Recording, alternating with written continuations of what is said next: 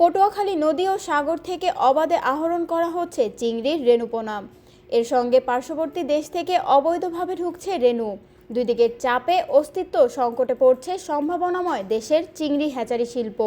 দ্রুত কার্যকর পদক্ষেপ না নিলে বন্ধ হয়ে যেতে পারে শত শত হ্যাচারি। অবৈধভাবে ইন্ডিয়ান মাছ এসে পুলিশের সামনে এবং কোস্টগার্ডের সামনে অহরহ বেচাকিনি হচ্ছে, যে তার আইনি কোনো পদক্ষেপ নিচ্ছে না, যার কারণে আমরা লোকসানের ভিতরে আছি এবং এখন আমরা মাছ উৎপাদন হওয়া সত্ত্বেও মাছ বেচা বিক্রি করতে পারতেছি না।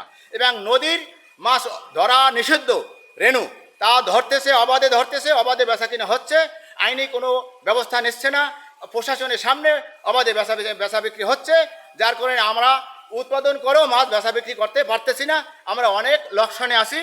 ইতিমধ্যে শতাধিক হ্যাচারি বন্ধ হয়ে গেছে। সরকার যদি এই আইনি কোনো পদক্ষেপ না নেয় তাহলে আমাদেরও বন্ধ হয়ে যাওয়ার পথে। যে দেশীয় নদীর পোনাগুলো এই যে অবৈধভাবে ধরে, এগুলো বাগেরহাট ফকিরহাট এগুলো বিক্রি হয়, এবং ভারতীয় যে অবৈধ পোনাগুলো আসার পরে এগুলো অবাধে বিক্রি করতেছে। এই ব্যাপারে সরকার কোনো ব্যবস্থা গ্রহণ করতেছে না, যার ফলে এগুলো যদি অবাধ এরকম চলে তাহলে এই ব্যয়বহুল হ্যাচারিগুলো যে উৎপাদনের ব্যয়বহুল, এগুলো আমরা বন্ধ হওয়ার পথে, আমাদের এই হ্যাচারিগুলো বন্ধ হওয়ার পথে চলতে। হ্যাচারিতে অনেকগুলো মাছ রেডি করছি বা রেডি আছে, এখন বেচার মতন পার্টি পাচ্ছি না, খরিদ্দার পাচ্ছি না। আর ইন্ডিয়ান মাছ মার্কেটে অনেক বিক্রি হয়, এখন আমাদের মাছ বিক্রি করতে পারতেছি না। সরকারের কাছে জোরালো আবেদন যে ইন্ডিয়ান মাছটা যে বন্ধ করে, গুরুত্ব দেয় যায়। তাই যদি বন্ধ হয়ে যায় তাহলে আমাদের পরিবার জন্য আমাদের পথে বসে যেতে হবে। চাকরি করতেছি অনেক বছর পর্যন্ত, এই হ্যাচারি দিয়ে আমরা আমাদের সংসার পারিবারিকভাবে আমরা চলতে পারি। অতএব আমরা এই ইন্ডিয়ান কিছু রেণু ঢোকার কারণেই আমাদের সামুদ্রিক নদী থেকে যে অবৈধ রেণুগুলো নেওয়া হয়, ধরা হয়, ওই কারণে আমাদের হ্যাচারিতে যে পিএলগুলো আসতেছে, এই পিএলগুলো আমরা বিক্রি করতে পারতেছি না, ন্যায্য মূল্যে দাম বিক্রি পাচ্ছে না মালিক পক্ষ।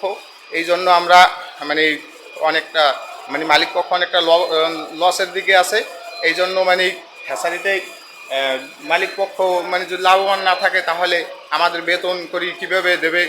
আমাদের উপকূলবর্তী অঞ্চলে কিছু অসাধু লোক, তারা রেণুপোনা সংগ্রহ করার সাথে জড়িত আছে বলে আমরা জেনেছি, এবং তাদেরকে আমরা উদ্বুদ্ধ করছি যেন রেণুপোনা না ধরা হয়। এবং উদ্বুদ্ধ করার পর যারা আমাদের কথা শুনছে না তাদের বিরুদ্ধে আমরা নিয়মিত অভিযান পরিচালনা করছি। এবং তারপরেও যখন রেণুপোনা ধরার পরে বা রোডে বা স্থলভাগে আমরা এই অভিযান পরিচালনা করছি, সেখান থেকে আমরা বেশ কিছু সফল অভিযান করে রেণুপোনা ধরে আমরা নদীতে বা জলাশয়ে অবমুক্ত করেছি। এই অভিযান আমাদের অব্যাহত থাকবে, জনগণকে বোঝানোর বিষয়টাও আমাদের অব্যাহত থাকবে।